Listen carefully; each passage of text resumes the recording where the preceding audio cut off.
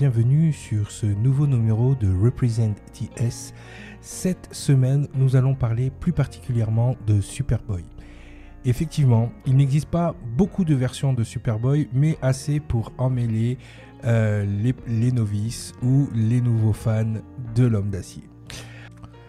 La première version n'est ni plus ni moins qu'une version enfant du jeune Clark Kent qui découvre ses pouvoirs. Cette version fut créée en 1945 contre l'avis créateurs Joe Shuster et Jerry Siegel, ce qui ne manqua pas de créer un fossé un peu plus grand entre la marque DC Comics et les créateurs de l'Homme d'Acier. Superboy apparut donc dans Morphin Comics numéro 101 de janvier-février 1945. Cette version est très connue aussi pour son intrigue avec la Légion des super-héros, The Legion of Super-Héros.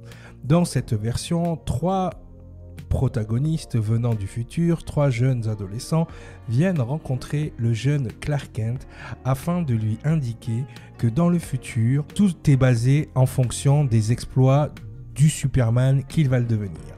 Donc, il lui demande de bien vouloir les suivre afin qu'il peaufine sa formation pour lui permettre de passer donc de son statut de Superboy à celui de Superman.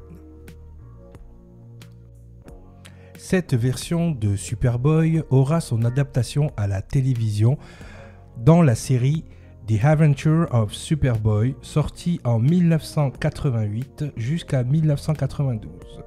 L'Homme d'Acier sera interprété dans un premier temps par John Ames Newton et dans un second temps par Gerald Christopher.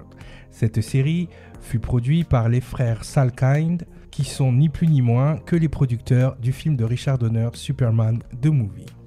Ce Superboy fut supprimé de la continuité DC par la mini-série Crisis on Infinite Earths en 1985.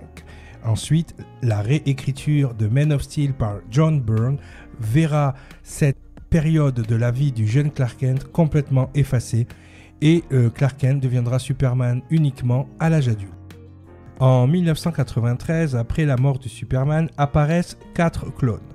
Un de ces clones est une version de Superman adolescent mélangée avec l'ADN de Lex Luthor dont il possède l'intellect. Ce Superboy possède des pouvoirs de télékinésie ainsi que tous les pouvoirs de l'Homme d'Acier qui le baptisera Con-El au moment de sa résurrection. Ayant trouvé refuge chez les Kent, qui le baptisèrent Connor, le jeune Superboy fera partie de la Young Justice ainsi que de l'équipe des Teen Titans. Il sera tué par Superboy Prime lors de l'Infinite Crisis. Et la dernière version de Superboy en cours n'est ni plus ni moins incarnée que par le jeune fils de Superman et de Lois Lane appelé Jonathan Kent. En effet, le jeune Jonathan développe des pouvoirs très rapidement et va servir même d'acolyte à son père dans les dernières aventures Rebirth de la saga de l'Homme d'Acier.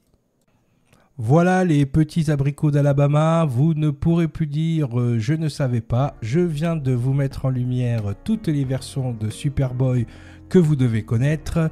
Bien évidemment, je vous invite à suivre la série des Titans qui va sortir très bientôt au mois d'août afin de suivre les aventures de Connor Kent, qui est le dernier Superboy en cours que vous pouvez voir à l'écran. Voilà, je vous souhaite une bonne journée et à très bientôt et n'oubliez pas de Represent TS.